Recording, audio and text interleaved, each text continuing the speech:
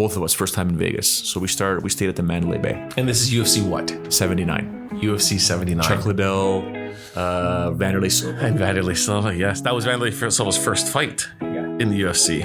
You know deep inside it's killing me. Close your eyes and hope to see, but you might be the death of me, the very last breath of me. And still I hold on to those ways. My guest today on the Deep Inside podcast, excited to have him. He was the UFC Central MMA analyst for Sportsnet, play-by-play announcer for Risen FF, and currently the in-stadium voice for York 9 FC. Currently a good buddy of mine and my client's mortgage broker, Mr. Showdown Joe Ferraro. Welcome, buddy. Thanks, man. Appreciate it. I was very happy when you called me because you and I have been trying to do something together for quite some time. But full disclosure and full transparency for those watching this, unfortunately, I'm the issue. And I seem to always be the issue because my bandwidth these days is stretched. I simply don't have time to honor Michael's requests because he sends me so many deals and I got to get the deals done. So it's a blessing, but it's a curse as well. So I love it. Beautiful. Welcome to the Deep Inside podcast. And yeah, it's not what you think it is. We're going to go deep inside that melon of yours. I want to find out what made you tick, how it all started. So let's get it. Let's go back into start off when you were a kid. Like, what was your upbringing? How many siblings? I know that you lived around the area. You moved around a lot. What was that like? How did that start? Yeah. So, I mean, from where I lived, I think we started off, the Italian culture in the 70s with St. Clair, ended up moving to Islington and Finch. From there, we moved to the other side, which is considered Finch and Islington, Finch and Weston. There were spurts at Jay and Finch as a child, but mainly Islington and Finch was the main area. My parents separated or divorced when I was 7. My mother left. I'd only seen her twice since I was 7, I think twice. So there's onion layer number 1. So she left when I was 7, raised by my dad. He got remarried when I was 12. A very toxic, dysfunctional family environment had me leaving home when I was 17. Wow. In essence, so even as a child, I was on my own because my old man would work in the evenings and I'd be home after school. So I'd wake up, go to school. He'd be sleeping because he worked till 11:30 at night trying to pay the bills and stuff like that. I'd go to school, come home from school, and he's gone to work because he started at 3:30, and I'm home from school at 3:45, 4 o'clock. So majority of my childhood was spent alone, just me. And no other siblings? No siblings, no. So I had I had a babysitter, I had various babysitters, from a Jamaican babysitter to an old school Italian grandmother who I love dearly. I consider her like my grandmother. But I used to have that poor lady staring out the window every day because I'd be with a soccer ball or with a hockey stick outside till 11 o'clock at night. And she's like, you got to go to bed. You have school tomorrow. And I'd always make it inside quick enough to either shower or be in bed before my dad got home. Right. But I guess as a child, I quickly realized survival skills. Because, if you're alone, there's no one to help you at all. Like, you better figure out what to do in what scenario. So if you're riding your bike around the neighborhood back then and you find, you're around bullies or you're around crime or you're around whatever, it's your call to determine, do you want to stay there? Do you want to? And I learned very quickly how to read a situation and realize, do I want to stay in this thing or is it time to move or, eloquently just kind of French exit if you have to, just whatever, right? So that's part of it. That keeps that survival instinct very strong in me, right? So I never knew that about you. Huh? Wow, that's amazing. So early on, I guess that kind of shaped a lot of the way, when we look back on it now. Oh yeah. Yeah, childhood psychology. Like, I read a lot about childhood psychology, mainly because I'm a coach. I'm a rep soccer coach. So, and I watch. You're pretty damn good. I mean, you're hands-on. If anybody sees his social media, if he doesn't answer his phone, he's probably at a soccer field with his son and the boys, or taking him to another higher division. Division 1 game. My boys are almost Division 1 ready. And this is also why the survival instinct kicks in. I'm very competitive. I do have the ability to lose, but I've always turned that around to you don't lose, you learn. Yeah. Okay. But what is it that happened that made you lose? And how do you turn that around to a positive? What do you need to work on? So I take these boys and I've got a wonderful parent group, to a Division I game. So I said, you guys want to be this level? Come with me. This is what it takes. So now you know why I've got you on your pylons at practice, and I'm drilling you and drilling you and drilling you and drilling you. There's no giving up, especially from the UFC world. There's no tapping out. Yeah. I'd rather my arm break or I get choked out unconscious, but I'm not going to tap out. If you knock me out, that's the body shutting down. So I try and teach these, unfortunately 10, 11-year-olds that there's no quit, and you only win with hard work. Talent will always be destroyed by people who work harder than them.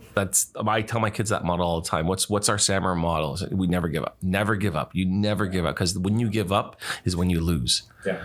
Right. You've lost. You've lost. You've lost. No. Yeah. You've lost. You lost yourself. Right. Right. We could be losing 5-0, Michael.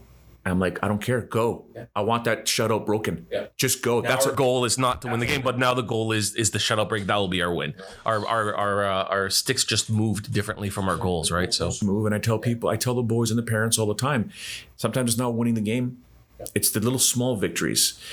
And the one thing I tell my boys all the time, win or lose, doesn't matter. We're having fun. Yeah. We want to win. Yeah.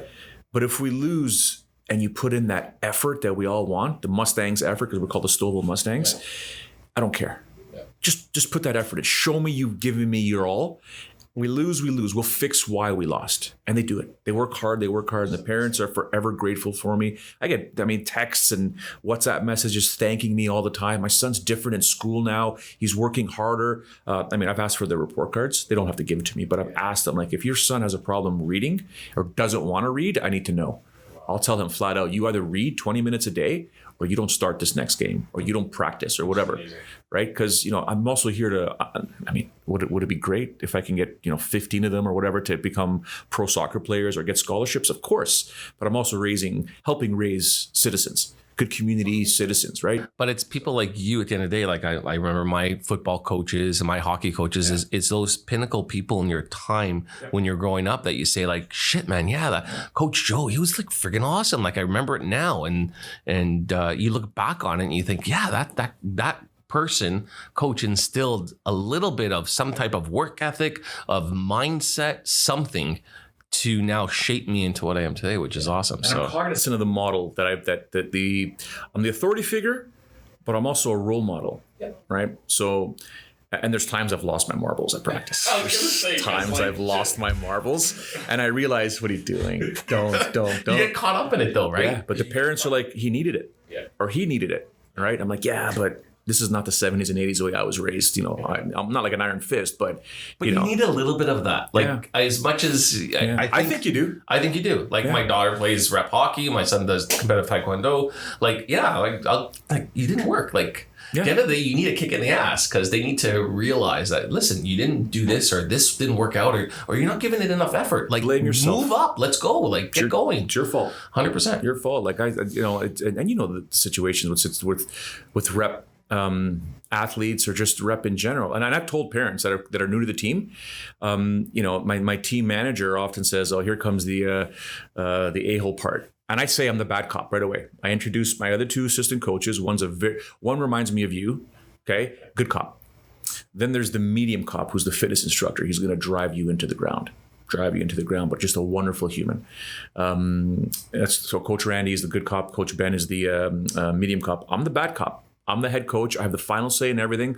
I'm the one that makes the tough decisions. Therefore, here's how it works. And I tell the new parents, I said, if you can't sit there and listen to your son either get scolded for doing something wrong, and I don't scold instantly. You've got to do it once or twice. If you make a mistake, no problem. We're going to fix that mistake. But if you continually do it or you stop trying, I'm going to be in your face. I'm going to be in your face because that's not how you're going to survive in life. Not under my umbrella. And I told them many, many times, and now I have parents telling newer parents when they come, if you're here to get a rah, good job, here's a ribbon, the dollar store is 2 kilometers away. Go buy a batch of ribbons and give it to your son after every game or every practice.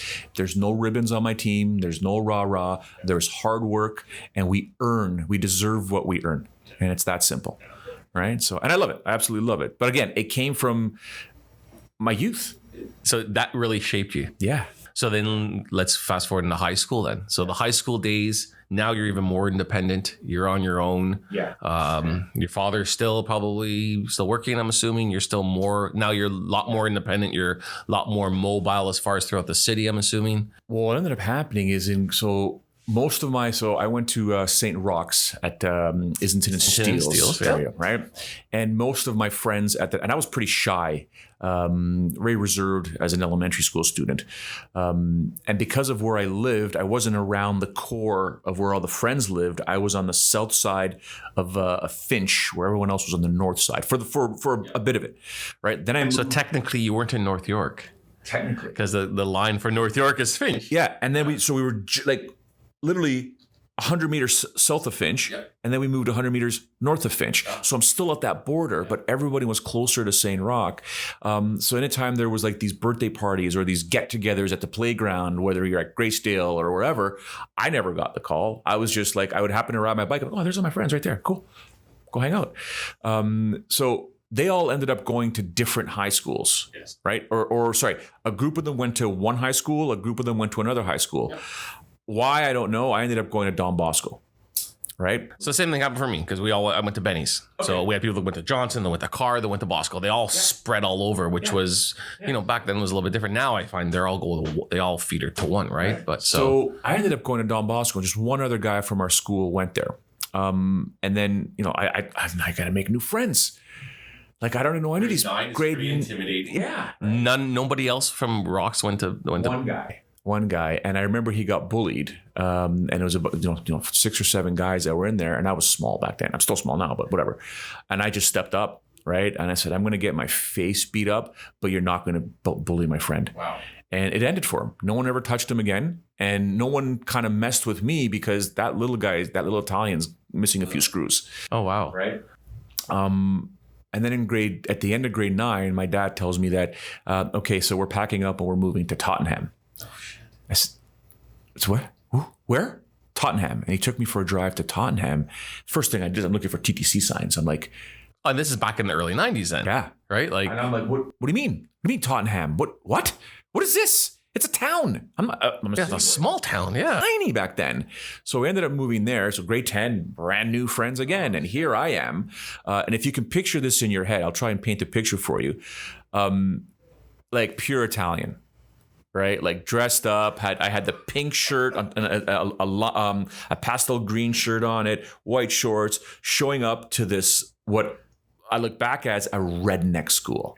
All majority, your typical white small town, right? And these guys grew up with each other. And who is this guy? Right. And, and quickly I'm like, well, I got to make new friends. Who do I trust? Who do I not trust? Who do I know? Right. And you discover girls you don't discover girls, girls at this time. And now you're playing that game. So now whose toes are you stepping on? Right. So within the first, year or two, again, guys ganging up on me. I'm not backing down.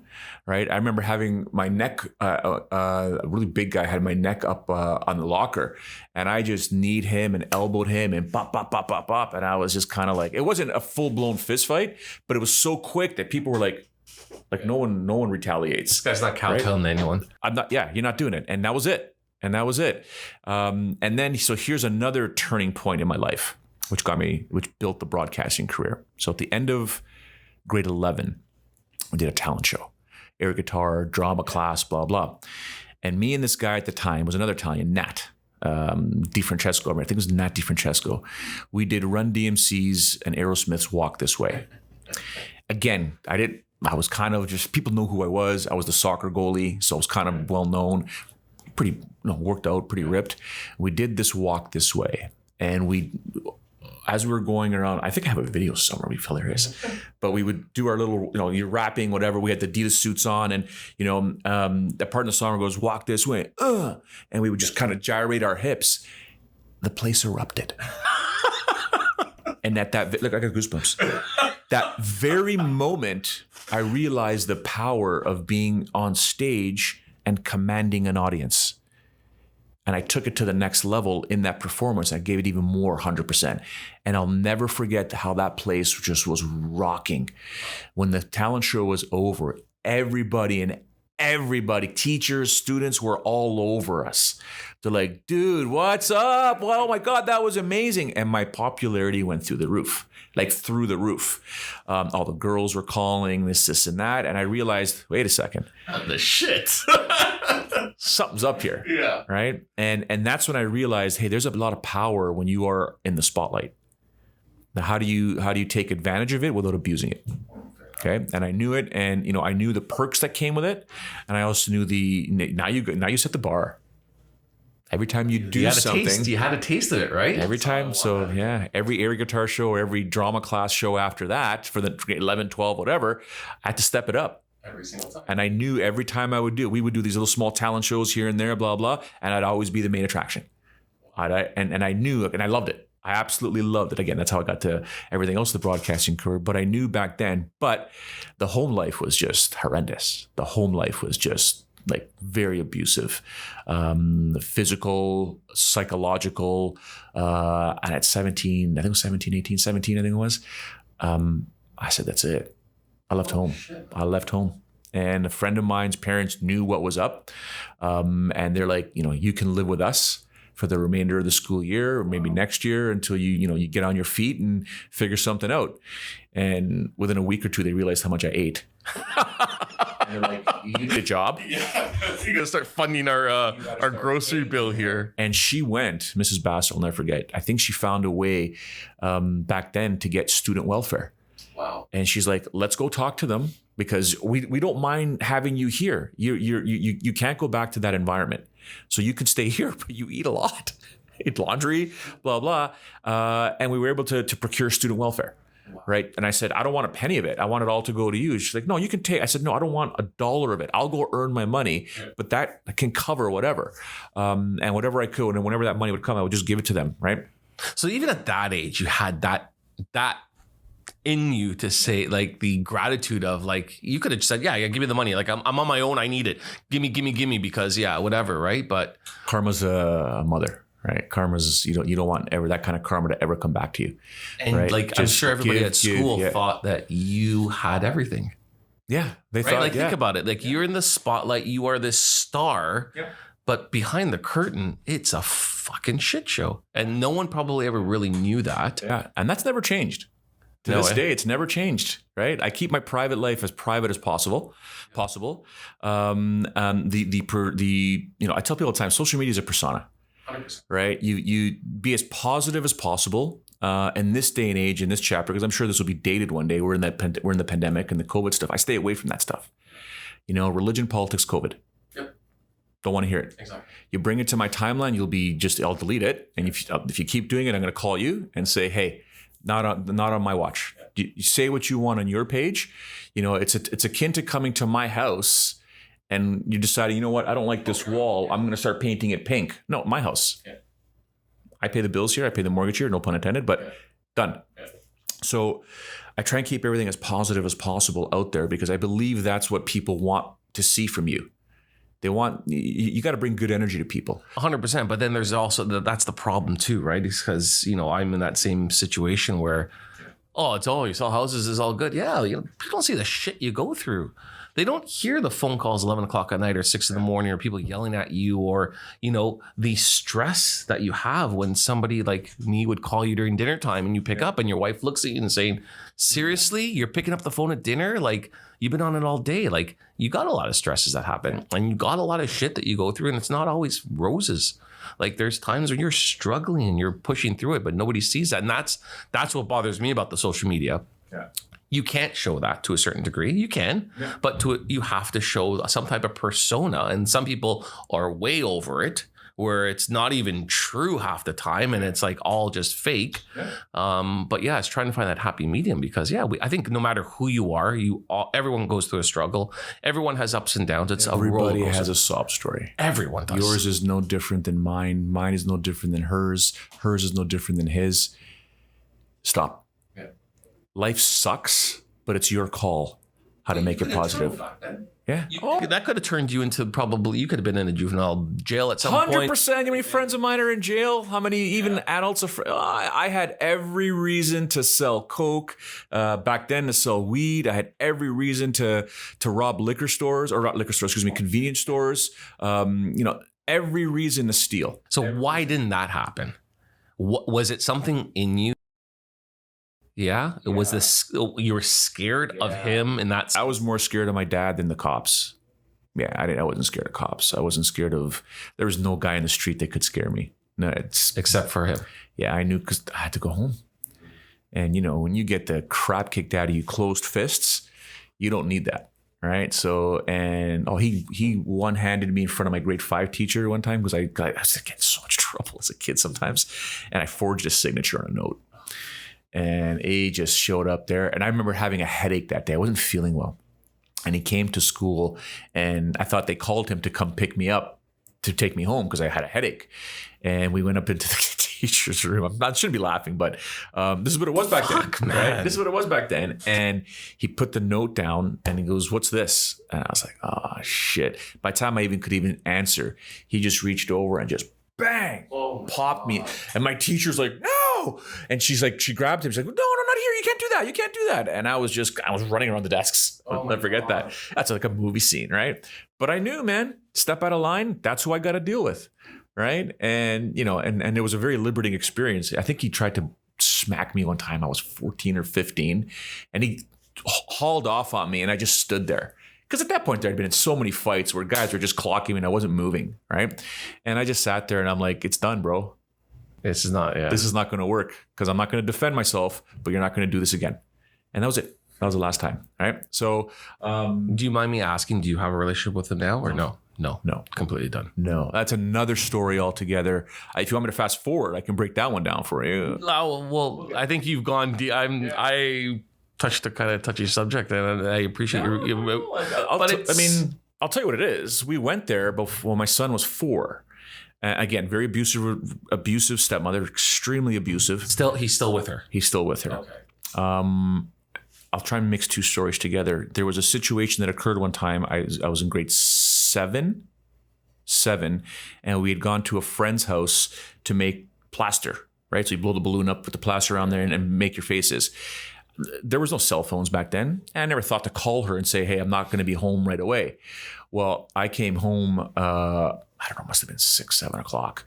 And, I guess back then you should have realized, you should have called. I didn't call. And she started freaking out and just losing her marbles. And again, I'm not used to that. I'm like, why is this lady always yelling at me? I'm telling her where I was.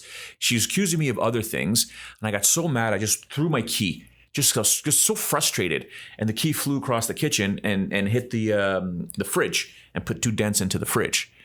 And the next day, she obviously told my dad her side of the story. And I'm like, "Dad, I was at Matthew's house. Like, we were doing this." And he's like, "Look what you did to the fridge." And he goes, "Put your hand over there." And he had a pin and he pop. Oh, for fuck's sake. And I was like, "Are you fucking kidding me right now? Are you kidding me right now? Like, you're taking her side? I'm your son." Right. And it just got worse and worse and worse and worse and worse. And that was a turning point for my relationship with my dad. I said, "Now I'm no longer your son. I'm the byproduct of a previous marriage," because now they're having kids. Oh, I see. Right. So now I'm this black sheep in your eyes.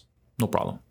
We ended up, I tried to keep the relationship going even after I left home, blah, blah, blah. We ended up going to Italy when my son was 4, I believe it was. So let's say 6, 7 years ago. And second or third day in, she loses her marbles on me, my dad, my wife, and my son. So you went to Italy with your father and your stepmom? They live there. They live there now. Sorry, they moved there when I was 21. Oh, wow. So fully alone in the country. At 21, I'm alone. Holy I got shit, nobody. man. I got nobody. Nobody. I'm here alone, paying rent at Old Western Road in St. Clair, like bad area, Linden Road, if anyone knows that area. It's not exactly the Union or the Yorkville of Toronto. So surviving again, just now on my own. I got to pay rent, right? Sorry. So you're in Italy with your, and she lost her mind, and it got worse and worse and worse and worse.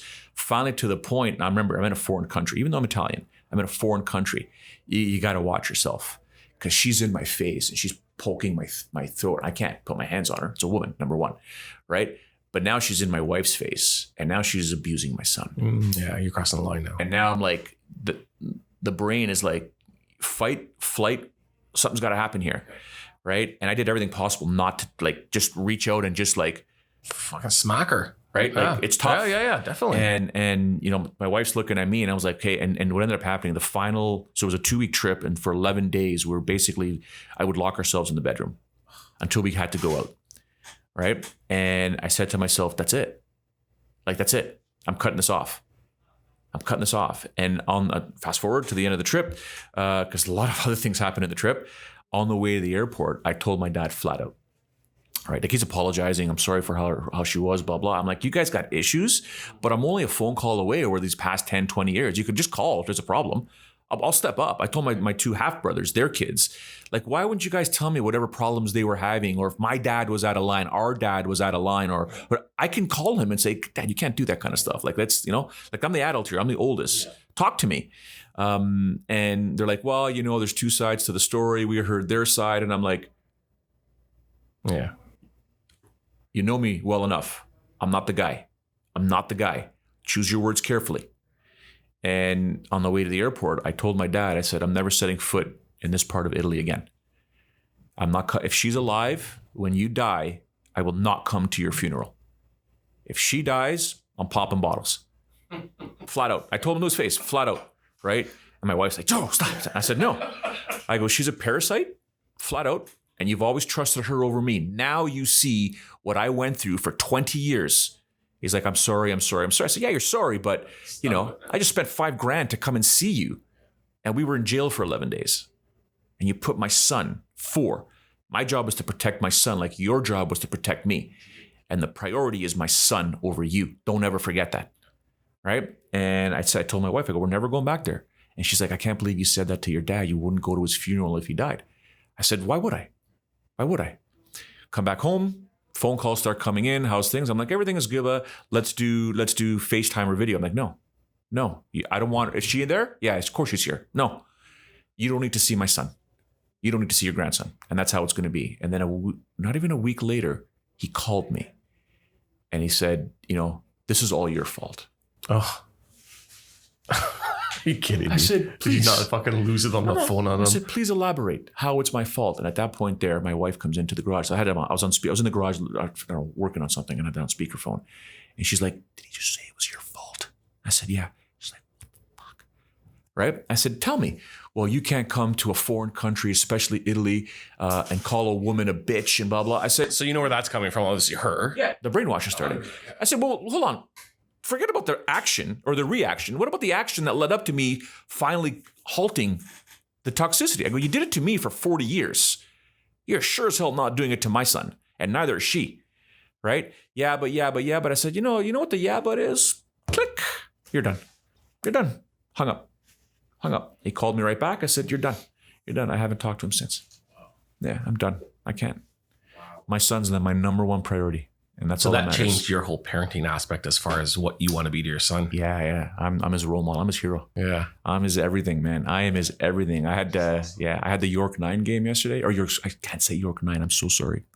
York United FC. Oh, sorry. Yeah. Okay. Yeah. So York United FC. And he's like just those 2 or 3 hours that I'm gone. Yeah. He just goes into separation anxiety. Holy shit, that was a bomb. Okay, so moving into it. So now you're in high school, you're 21, you're living on your own. I guess let's go into the highlight of how the hell did this all UFC shits happen?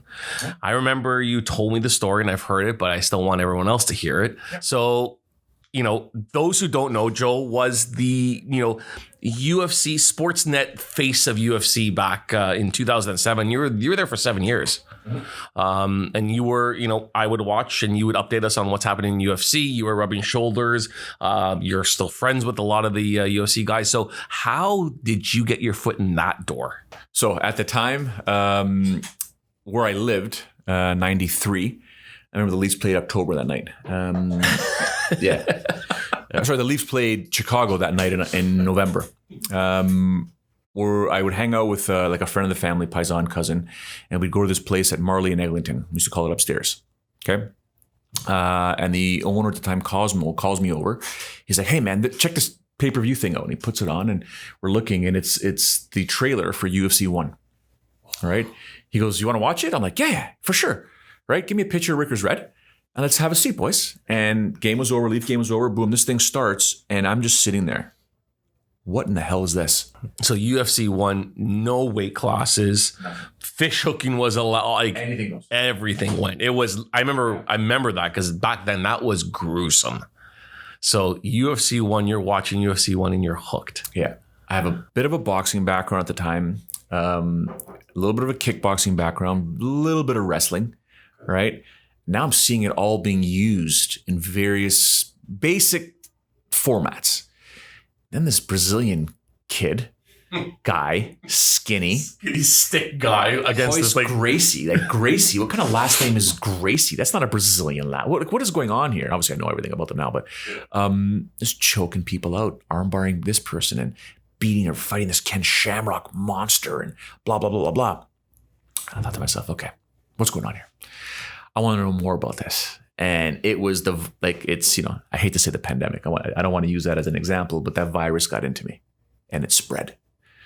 And it was just whatever I can do to be involved in this thing. And I want to fight. And I would train. I found a jiu-jitsu school training jiu-jitsu, wanted to fight, could never make it past a training camp without something breaking, right? So you wanted to actually compete. Oh, there was nothing more that I wanted to do. So you're actually trained to compete. Yeah, right. I was dying to get my first, but back then fights you got paid. If you got paid $500, you were lucky, right? So that was going on, and I realized, okay, I'm not fighting. I can't. I'm getting older. And I can't even do a 4-week training camp, let alone a 6-week training. So what age are you at that point in time? I think I was in my mid-20s? Mid-20s. So 93, so we'll say 95, 96 will put me at 24. 23, 24. I said, I got to stay involved some way, somehow. So these tournaments were going on and I ended up meeting another party, proposed an idea to me, and we created Showdown Fightwear. And we would do the t-shirts, gloves, whatever. We then emanated to Showdown Boxing. So Showdown Fightwear, Showdown Boxing, we were sponsoring fighters, sponsoring events, sponsoring tournaments. And we ended up doing one in Montreal, the UCC back in the day, and met the promoters. And then one of the promoters, the partners, came out to me and said, man, you really know fighting. Have you ever thought about doing commentary, color commentary on whatever? I said, not really. Right? They're like, you should come and audition for us and we'll see what happens. Well, the audition went perfectly fine. So now I'm doing color commentary. So I'm involved with the promotion. They bring me on as a VP now, or they add consultant and VP on there. And now I'm meeting the Chuck Liddells and the Tito Ortizes, and I'm meeting all these people and their managers and their fighters and blah, blah, and, keeping in contact with everyone, this and that. That fast forward, working at Rogers as an analyst, and I get the opportunity to do something with the Fan 590. Right. So the Fan 590 back then, turnkey solution. We provide a friend of mine, Sandro, was a VP at Rogers, introduces me to Nelson Millman, who was the programming director, puts me in front of him. We get the show on the air. Within 2 weeks, they're like, you're on your own. You're good to go. We'll find the sponsors, but you're good to go. And then a couple weeks later, maybe a month or so later, again, the dates might be 4 months, could be anything. But anyways, President of Sportsnet calls me. We're looking for a UFC MMA analyst. Would you like to audition? Absolutely. I go and audition. Not even a minute 30. I was with Ivanka Osmak. A minute 30. Yeah, a minute 30 seconds, and they just cut it off. They're like, "Yeah, you're good." They come down. They're like, "You're starting on Monday." All right, start on Monday, and then I had a plan. I said, "Okay, here's what I want. We all know they're fighters. We all know that fighter A, blue corner is fighting a red corner. We know that. But who are they? I want to tell the story. I want to break down the fights. The knockout doesn't just happen. The armbar just doesn't happen. Everything is set up. I want to break these things down so people, the casual viewer, can understand it. And that was the funnest part about watching, because you'd be in like a ring with Hobby showing how to get arm barred or how this sets up. So yeah, that was the interesting part, because no one really went into that detail, right? You saw the fight, but not as much now. But now you were actually saying, this is how this is done, or this is how they're trained, or this is what they're looking for. So we did that, and I remember being told, this is going to be more for you. Right now, you're only coming in once a week on Mondays to recap fight on Saturday. a minute 30, 2 minutes on Sportsnet Central. And then the web manager calls us, listen, we want you to write articles. We want you to write this, write that, write this. And then I got no writing background at all. I went to buy the CPP, or not the CPP, the Canadian, I forgot what they're called. The textbook that teaches you how to write properly, right? Reading that thing and how to structure sentences accordingly, and don't bury the lead and blah blah. So Canadian Press Handbook, get that, and next thing you know, they're like, listen, there's going to come a time we're going to send you to Vegas. We're going to send you to cover a UFC event, and I'm like, oh shit, wow, this will be cool. I got a full-time job. How am I going to do this? Luckily, I was an analyst for Rogers Cable Wireless Internet at the time. All right. And my director was a massive UFC fan and a massive fan of mine. Okay. He's like, whatever you need to do, do it. But if you have a conference call at 9 a.m. Toronto time, it's 6 a.m. Vegas time. You have to make that conference call. Oh, wow. Done. I was doing conference calls in Vegas at 6 a.m. How hungover were you? Oh, man. So we're doing that. And then the very first time I went to Vegas, I was with Bobby T, my producer at the time. Well, he's just always been a legend. Both of us, first time in Vegas. So we stayed at the Mandalay Bay. And this is UFC what? 79. UFC 79. Chuck Liddell, Vanderlei Silva. And Vanderlei Silva, yes. That was Vanderlei Silva's first fight in the UFC. I think it was Matt Hughes GSP for the interim title, if I'm not mistaken. Because a few before that was Vanderlei wasn't in it. It was Rich Franklin was going on his tear. So we started at, if you've ever been to Vegas, you know what I'm talking about. Started off at Mandalay Bay. That's where we stayed. And we're like, we're going to walk the strip. No, you can't walk the strip. It's too long. You think you can because everything looks beautiful. It's a long strip. But we also decided we're going to get a drink at every casino along the way. Well, we got to Caesars. By the time we got to Caesars, we were just annihilated, pretty much. And we're sitting there, and he's like, "Showdown, you're a great guy. You're amazing." I said, "I appreciate that." Blah blah. He goes, "We got to take this to the next level. We got to talk. We got to figure some things out." And I had a BlackBerry. I'll never forget. I opened up my notepad, turned the BlackBerry around, and I slid it to him. I said, "What do you think of that?" And it was the template for UFC Central. Oh, wow. And he's reading it, and he's half in the bag. I'm half in the bag. And he's looking, he's like, "We got to fly back." I said, "We're here to cover the event." He goes, "Monday morning, 9 a.m., we're going to go to every single VP, and we're going to pitch this." I said, "Hold on." I go, "Have you ever read the book Art of War? Right? Destroy your enemy from within." I said, "Here's how I would project doing this." And I explained to him what I thought was going to work. He's like, "Done." And by the time all the VPs had a chance to bring up an idea, they'd all been implanted with your UFC, idea. Right? So it's my idea, it's my idea, it's my idea, it's my idea. Well, how are we going to do this? Well, what's spot? And they've already sold it to each other. And next thing you know, I got the call, and they're like, "Yeah, we're going to do a UFC Central or UFC magazine show. You're the host. Here's how we're going to do it. Blah, blah, blah. Get ready. You need to quit your full-time job." Oh, boom. Quit the full-time job, and it just took off from there. And then you were the face of UFC Central.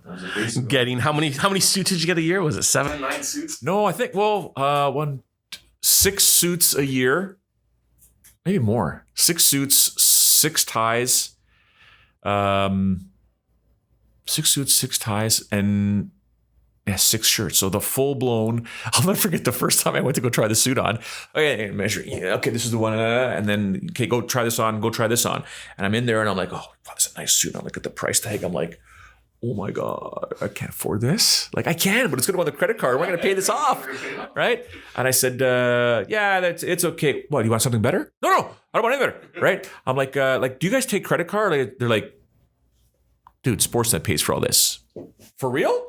Right? And I'm like, "Don't take advantage of it. Don't be an idiot. Just smile." And I just stayed quiet, and I was like, "Holy crap." And they're like, "Oh, look at the more expensive one now that you say it." "Whatever you want, Joe." I'm like, no, not whatever I want, whatever she tells me to get. Deborah was our wardrobe stylist. Whatever she says. And she's like, "I want you to wear this and this and that, blah, blah." And every time I would go in there, it was an Italian guy, boom, espresso was coming out, the tailor, that measuring area, right? And I was like, holy smokes. I got like $30,000 worth of suits at home that are all too big for me. All right. So yeah, it was cool. That was a lot of fun back then. So during that time, obviously now you're totally enthralled with the UFC. You're going to the events, I'm assuming. Yeah. All the events. Every major event, every major pay-per-view.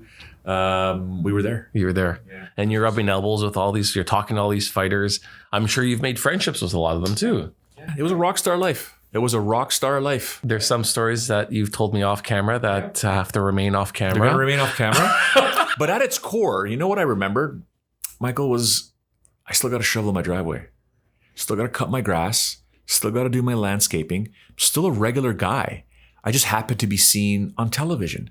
I'm this public figure. You can't tell my wife that. You can't. No, take the snow off my car or my truck. Get the driveway done, salt it, start it up, and make sure the pathway for when her parents come over is clear. Salt it, right? Like I'm still paint the wall downstairs, man. Like what's with the baseboard in your office? Like clean that up. Like organize your office. I'm just kind of like, I'm a damn celebrity, woman. Not in this house, you're not. I'm like, oh, okay, fine. Vacuum the floor, wash the floor, right? And she was totally cool with it, like whatever she wanted, new boots, new car, new this, whatever you needed, it's done, right?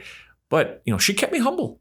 She kept me humble, and I always realized, and I'd always keep in contact with all my friends, right? And a lot of them disappeared, and because they thought, oh, he's too big for us now, right? I'm like, well, I'm not too big for you. Like my phone's still there. You all know. I don't ask for those watching this right now. Ask Michael how many times I've called him versus how many times he calls me.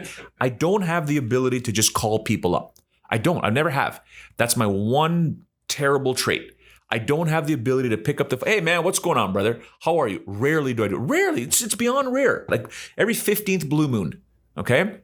But my phone's there for you. If you ever call me, I'll pick up. What's going on, brother? And I'll talk your ear off. Right? But at the same time, it's like you guys disappeared because you thought I was too big. Right? And then, anytime something would happen, the friends would be like, oh, well, he's too big for us now. He's a celebrity. He can do whatever he wants. That's not true. I came to every, baptism, christening, wedding, whatever was required of me. Yeah. Right? But you've known me for 20 years, but all these people have no idea that you're my friend and they just want a picture with me or an autograph. Like, what I do now. Yeah. Right? So you're the one that has the problem, not me. Yeah. Okay? I'm just doing my thing. I'm here. Yeah, I'm doing my thing. If we're going to go to, I couldn't even jog around Stowell. I couldn't go to Norfolk. I couldn't pump gas. People losing their minds when they would see me. When we moved into our place, my neighbor across the road, Jason, best dude ever. Him and his wife are the greatest ever. But when they moved in, he looked across the street. Shut up, Joe! What the fuck? And I'm like, no, right? So, hey, what's up? How you doing? And brother-in-law was like, oh, Joe lives here?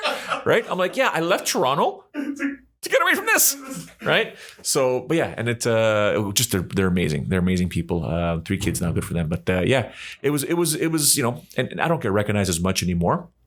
Anyone below 30, maybe 35, they don't know who I am. Yeah, right. No, yeah. Anyone our age, they're just kind of like, bro, we gotta talk, bro. Exactly. So that's exactly it, right? So, funny how it all worked out. So some of just touch a little bit. I know we're running short on time here. What's your most memorable moment? Who did you walk away with as far as somebody who you've kind of really bonded with as far as a fighter maybe? So what's your most memorable moment during those 7 years doing that?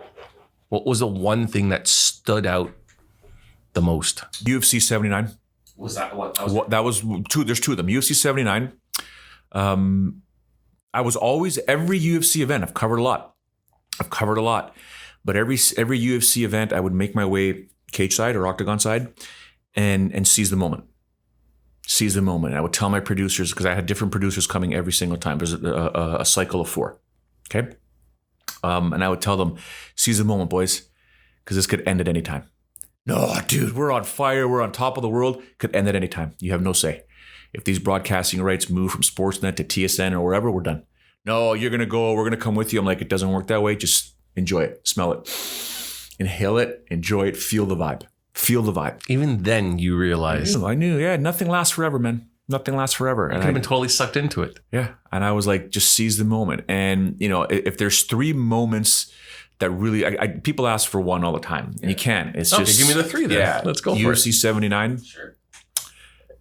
Just realizing where I was, and a tear coming down my eye. And Bobby puts his arm around me, and he's like, "You did it, bro." I'm like, "Fuck, man, I did it. I'm here. Like, this is unbelievable." And I said, "We're gonna take this to the next level." He goes, "You already have." I said, "No, man. the ceiling's too low. I want it up here, and I want to keep pushing as far as we can take this ethically, and get it out there to the mainstream masses. He's like, whatever it takes, I'm on your side. Okay. Fast forward to UFC 129, Rogers Center, 55,000 people. I was there. And realizing when I finally because we did the pre-show, so the whole prelims was us doing a live show with Mark Hominick, or not with Mark Hominick, Frank Trigg. And realizing like the amount of just insane, the people were going crazy when they saw me. Like, we're live on the air. Like, I can't talk to you right now. Like, we want a picture, autograph, showdown. And I'm like, oh my God, like, holy smokes. I'm still the guy that cuts the grasses, right? And anyways, getting to my seat and Mark Hominick's entrance music. I'm coming home. The tears, bro.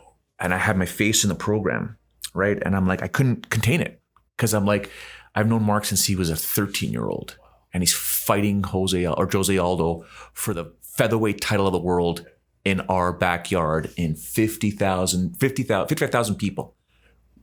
We're here. We did it. Come on, you motherfucker, win this title, right? And it was one of the greatest fights of all time. So Mark Hominick, those who don't know, is a Canadian UFC fighter from London, Ontario.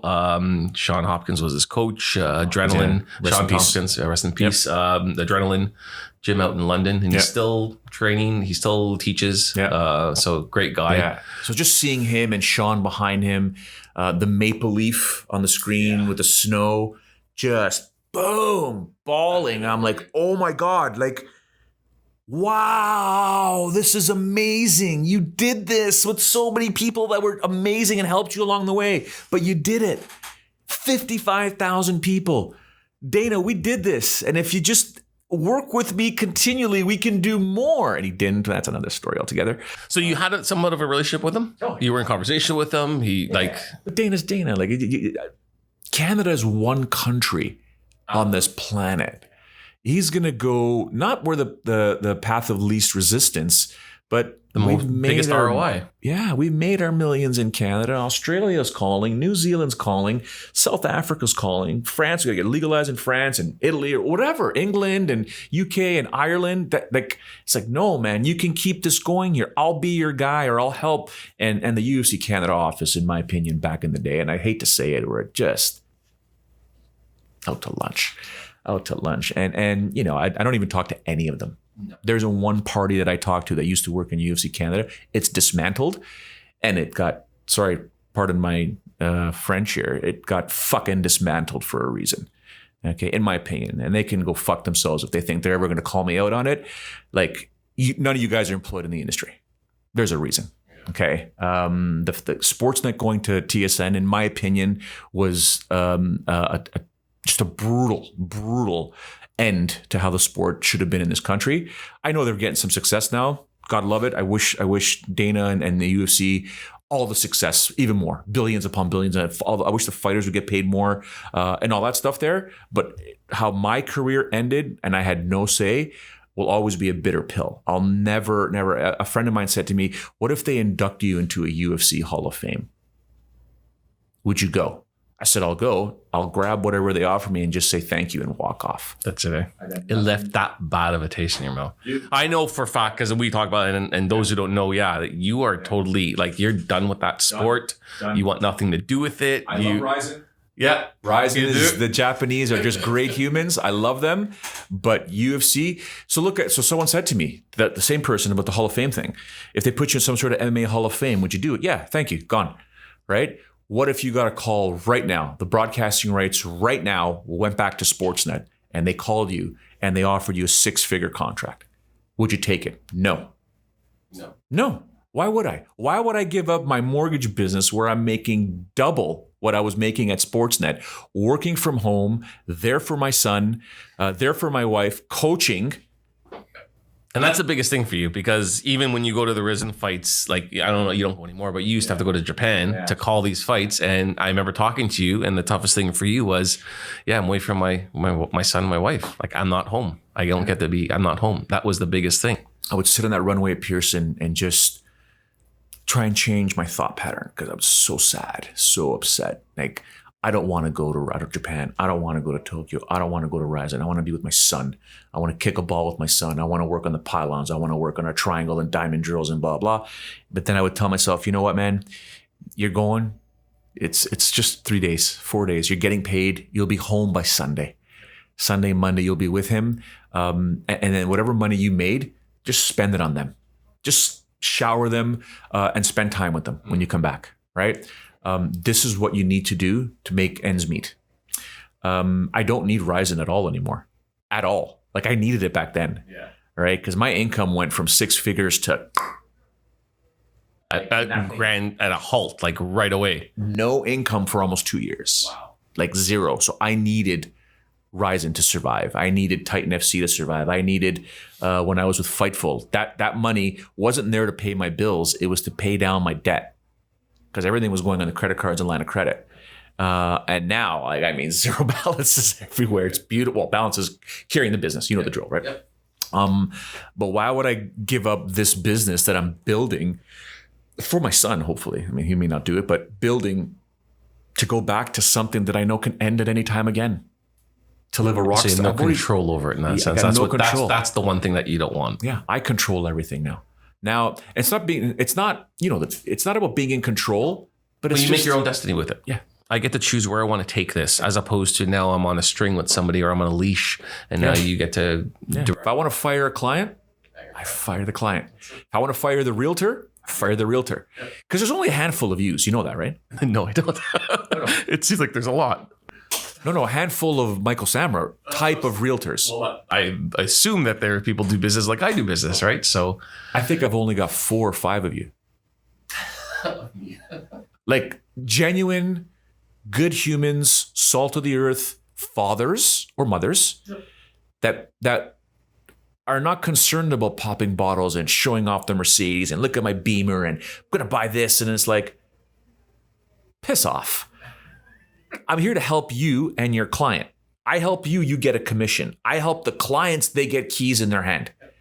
Okay? So I have and then, the last couple of realtors that I said, don't ever call me again, were just these egomaniacs. And I'm like, I am not the guy. I'm not the guy. If I can put a tear in Chuck Liddell and Tito Ortiz and frustrate Brock Lesnar, you can't intimidate me, and there's nothing you can say to me. I've been across the seat and had meals with Lorenzo Fertitta, a billionaire, something he will never attain, in my opinion. Not a millionaire, not a multimillionaire, B, the letter B, billionaire. Do you know what kind of layer of onions there are to get to that? And you're sitting there at some club popping bottles like you're the man or the woman. No, I'm not that guy. I'm the wrong guy. Get me the documentation. Let's talk to the client. Let's get the best deal for them now, as well as think long-term for them. Then we're going to talk. But chances are, if you're a single guy, 21 to 30, and I catch your Instagram or your Facebook, and it's not what I like to see, relationship will end. Same thing for the ladies, right? You're in your bikini top and blah, blah, blah. You're not being professional. Your skills are not selling your realtor. You're not there for your clients. You're selling yourself. Cool. Get it. Not your guy. It's not your guy. I find it hilarious because you've been my go-to mortgage guy for quite some time. I mean, it's been a while. Yeah. And I can't even remember how I came across you. I know. How?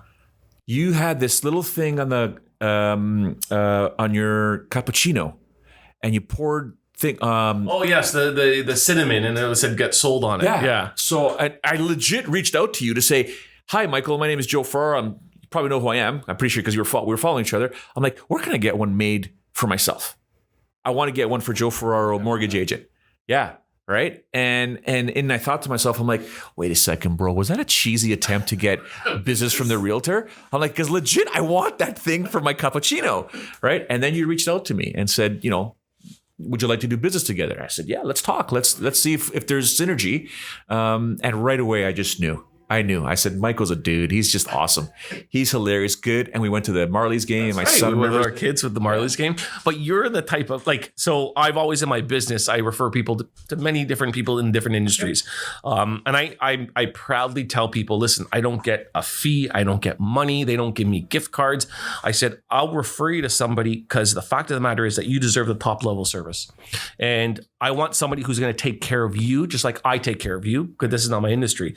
And I can say more than 1,000% that every client I referred you to, they're taken care of. And they come back to us and say, Joe was fantastic. Not once has that. And there are, like you said, just as much as you said, there's shitty ass realtors, there's shitty ass mortgage brokers that. Oh, and yeah. Right, that I got to chase them on phone calls and, oh yeah, it's going through. Yeah, no problem. And then you find out on the 5th day, well, they didn't get approved. Why wouldn't you tell me this shit 3 days ago? Yeah. Or what's the contingency plan now? What's plan B? And that never happens. But at least I know with you, and I'm fortunate enough, Mike, it's not going to happen, or it's going to happen, or I'm going to try this other thing. At least the communication is huge. Yeah. And that's the biggest thing. You're experienced. Fair enough. Right. Yeah, 100%. Get it. Like, I mean, we're not going to mention any names here, but we've had clients in the past who are like, is this one for real? Like but I forewarn you when I send them to you. That's true. Yeah. Mike's like, okay, bro, this one. I'm telling you right now. I'm like, no, Michael, I got it. Then 3 or 4 phone calls in. I'm like, oh my God. Michael. The email goes through, I told you so. Yeah, all the time. I'm like, I know, but I thought I could, convert them into understanding things. And there's some people that just don't get it. But we got the deal done. Again, like you said, we're doing this for the client, right? Yeah. So we've lost deals. Yeah. And I always tell myself it wasn't Mike's fault and it wasn't my fault. We did everything we could. They chose to walk away. It is what it is. But you wasted 10 hours of my time. I feel bad for you. Especially not you. But I feel bad for you. But I feel bad for you too, because you put in, like, not many people knows that you put in those hours. Yeah. And it sucks for a mortgage broker that you have we have no recourse. Nothing. They don't sign a contract with you. They do nothing. So you could be working for them for the closing for the next 60 days. And on the week before, they can say, the bank gave us a better rate. We're going to the bank now. It's happened many times. I know it has. And it happens to some of my clients as well. And I'm with like, you. Wow. So I just spent, okay. And you want to just reach out to the client and say, you know what? What do you do for a living? Oh, I know what you do for a living. I know what you get paid. Why don't you go work for free for 1 month? How would you feel if your employer said, oh, by the way, you're not getting paid this 2 weeks and you're not getting paid last 2 weeks? How would you feel? Wouldn't you feel absolutely betrayed, hurt, emotional? That's how I feel. At the 11th hour, when you pull the deal, out of nowhere, you've got this bank or this lender. Like, so behind my back this whole time, then I stop and I tell myself, I'm not the shady one. You're shady. I was above par the whole time. You can sleep at night knowing you're shady. Be my guest. Me, grabbing the soccer ball, going to the soccer field, turning off the phone, and I'm coaching. There you go. Right? But don't ever call me again. 100%. Don't refer clients to me. Don't tell me your family needs a mortgage, because I will tell them, due to the fact that you are being referred from this person who I had a terrible experience from, unfortunately, you probably want to find somebody else. And that's all I'm going to say, because now they're going to go back, what the hell happened with Joe? Well, yeah, 100%, man. Cross me once and that's it. I'm done. You'll never get a second chance with me. So where can people reach you, Joe? Because I'm sure there's a lot of people looking to either refinance, they're looking to buy a property, buy an investment property, need some help with the mortgages. Yeah. Where can they find you? So go to joeferraro.ca. You'll be. I've got it right now directed to the Sherwood Mortgage page of all our agents. I don't know if I want to do another web page. I might. We'll see. Social media is obviously the best. Facebook, Joe A. Ferraro. Just look up Joe Ferraro. You can see the shiny bald head. Instagram, Joe A. Ferraro. Twitter, Joe A. Ferraro. LinkedIn is a fantastic resource for me, Joe Ferraro again. Just Google me. Just Google my name. You can find me on there. And it's simple. Whatever I can do to help, right? It's done. We're going to get it done as best we can. And I will tell you flat out, because I have so many clients right now where the deal's not going to happen for 18 months. The deal's not going to happen for 4 months. The deal's not going to happen for a while because their finances are not in order. Their taxes aren't filed. The income isn't showing properly. But for me, we're going to work together, whether the deal gets done in 3 weeks or the deal gets done in a year and a half. I'm always going to be along the journey with you just to make sure we get it done, because there's nothing better that I love. One of the best things in this industry, and even my wife's on board with this, because first it was like, oh, the commission. No, man. Knowing the day the deal closed, Joe, we got our keys. Yes. Done. Yep. Done. It's over. 100%. It's over.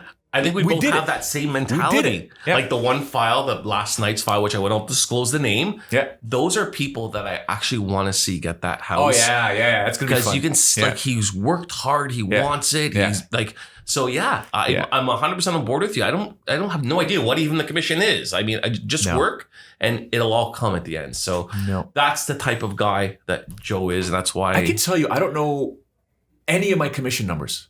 Like, no matter what deal I'm working on, I don't know what my commission's going to be. Yeah. Because A, the lender may not pay me full beeps on it. Yep. It could be 100 beeps, 110, 60, 70. I don't know. So I don't care about the commission. Can I get this deal done? Yeah. And then I'll submit my compliance and audit file, and whenever I get paid, I get paid. I don't care. Yeah. Right? Obviously, for accounting purposes, I got to keep track. But I know mortgage agents and brokers that know their numbers like this. I don't care. Yeah. Did the client get the keys in the hand? Yeah. Party time. Yeah. Awesome. They're excited. And guess what? You just added another cheerleader to your team. Yeah, man. That when they're in need, guess who they're calling. So. Yeah. Right. So help as best I can. And that's the only thing that matters. Why? You and I have talked about this. You're never going to find me in court. Yeah. I'm never going to be sitting in a courtroom with my son tapping me on the shoulder saying, Daddy, what did you do? Yeah. But he's always going to be, he walks into the office sometimes, Mike. Walks in, he looks at the screen. He's like, "Oh, you're sending that one to this lender or that lender," and he's looking at the numbers. Like, "Oh, you're gonna make good money on this one, Dad." I'm like, "It's not about the money. Trust me, the money will come." Yeah. Thanks again, guys, for tuning in, and we'll catch you on the next one. Deep inside, deep down inside, you know, deep inside, it's killing me. Close your eyes and hope.